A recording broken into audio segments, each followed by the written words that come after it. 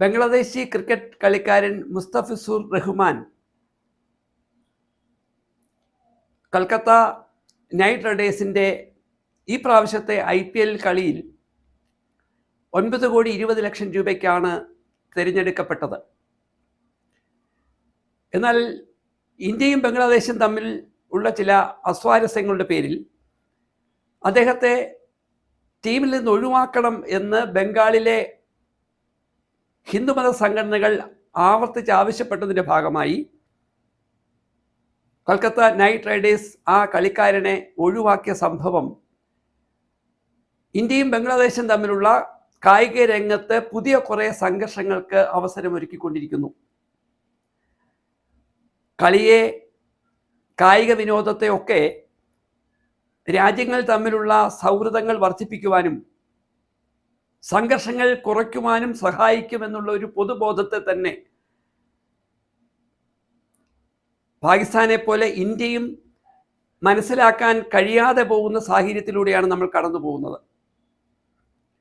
ഈ സംഭവം തന്നെ എടുത്താൽ, ഈ ബംഗ്ലാദേശി കളിക്കാരൻ ലോകത്തിലെ തന്നെ ബൗളർമാരിൽ ശ്രദ്ധേയനായ ആൾ IPL ടീമിലെ വിവിധ ടീമുകൾക്ക് വേണ്ടി, ചെന്നൈക്ക് വേണ്ടി, മുംബൈയിൽ നിന്നുള്ള ടീമിന് വേണ്ടി, ഹൈദരാബാദിൽ നിന്നുള്ള ടീമിനൊക്കെ വേണ്ടി കളിച്ചിരുന്ന ആൾ ഈ പുതിയ കളിയിൽ ഒഴിവാക്കപ്പെടേണ്ടി വന്നത് രാഷ്ട്രീയത്തെ, അതും വർഗീയ രാഷ്ട്രീയത്തെ കളികളിൽ അനാവശ്യമായി കൂട്ടിക്കുഴയ്ക്കാൻ ചിലർ നടത്തുന്ന തെറ്റായ ശീലത്തിൻ്റെ ഭാഗമാണ്. മലയാളികൾക്കറിയാം, കേരളത്തിന് അഭിമാനമായിരുന്ന നാഗ്ജി ഫുട്ബോളിൽ 1955-56 വർഷങ്ങളിൽ വിജയിച്ച ടീം കറാച്ചിയിൽ നിന്നുള്ള ഒരു ക്ലബ്ബായിരുന്നു. പാകിസ്ഥാൻ്റെ ഏറ്റവും പ്രധാനപ്പെട്ട ഒരു ഫുട്ബോൾ ടീം കോഴിക്കോടെത്തി കാണികളുടെ കയ്യടി വാങ്ങി 2 പ്രാവശ്യം നാഗ്ജി ഫുട്ബോൾ ട്രോഫി ഉയർത്തിപ്പിടിക്കുമ്പോൾ അത് ഇന്ത്യയും പാകിസ്ഥാനും തമ്മിലുള്ള ഏതെങ്കിലും തരത്തിലുള്ള രാഷ്ട്രീയ അഭിപ്രായ വ്യത്യാസത്തെ വർദ്ധിപ്പിക്കാനല്ല, മറിച്ച് കുറയ്ക്കാനായിരുന്നു സഹായിച്ചത്. പാകിസ്ഥാനികളെല്ലാം ഇന്ത്യ വിരുദ്ധരും ഇന്ത്യക്കാരെല്ലാം പാകിസ്ഥാനി വിരുദ്ധരുമല്ല എന്ന് ബോധ്യപ്പെടുത്തുവാൻ അന്ന് കോഴിക്കോടെത്തിയ ആ പാകിസ്ഥാനി ഫുട്ബോൾ കളിക്കാർക്ക് കഴിഞ്ഞുവെങ്കിൽ ആ സാഹചര്യമാകെ മാറിയിരിക്കുന്നു.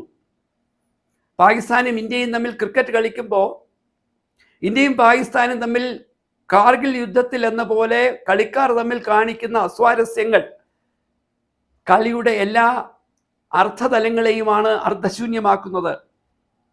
നോക്കൂ, IPL-യുമായി ബന്ധപ്പെട്ട് ബംഗ്ലാദേശിൽ നിന്നുള്ള ഒരു സമർത്ഥനായ കളിക്കാരനെ ഉൾപ്പെടുത്താൻ കൊൽക്കത്ത നൈറ്റ് റൈഡേഴ്സ് തീരുമാനിച്ചത് കളിയുടെ മാത്രം മേന്മ കൊണ്ടായിരിക്കില്ല. ലോകത്തിലെ വിവിധ രാജ്യങ്ങളിലുള്ള കളിക്കാരെ ഉൾപ്പെടുത്തുന്നതിലൂടെ IPL സംപ്രേഷണത്തിൻ്റെ മാർക്കറ്റ് പിടിക്കൽ കൂടി അതിൻ്റെ പിന്നിലുള്ള മാനേജ്മെൻറ്റിന് ലക്ഷ്യമുണ്ടാകും.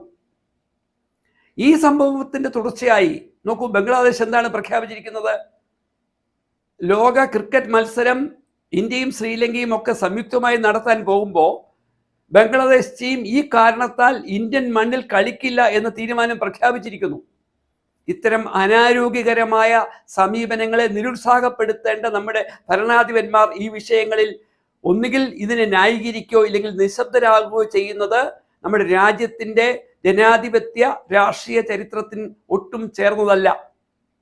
ഇന്ത്യയും ബംഗ്ലാദേശും തമ്മിൽ രാഷ്ട്രീയമായ ചില അഭിപ്രായ വ്യത്യാസങ്ങളും സംഘർഷങ്ങളും ഉണ്ടാകുക പലപ്പോഴും ന്യായീകരിക്കാൻ കഴിയുന്നതല്ലെങ്കിൽ പോലും, അങ്ങനെ സംഭവിക്കുന്ന സാഹചര്യത്തിൽ പോലും ആ 2 രാജ്യങ്ങളിലെയും കായിക വിദഗ്ധർ, കായിക വിനോദികളായ ആളുകൾ ഒരേ ഗ്രൗണ്ടിലെത്തി പരസ്പരം കളിക്കുന്നതിലൂടെ ആ രാജ്യങ്ങൾ തമ്മിലുള്ള സംഘർഷങ്ങൾ തന്നെ കുറയാൻ കഴിയും.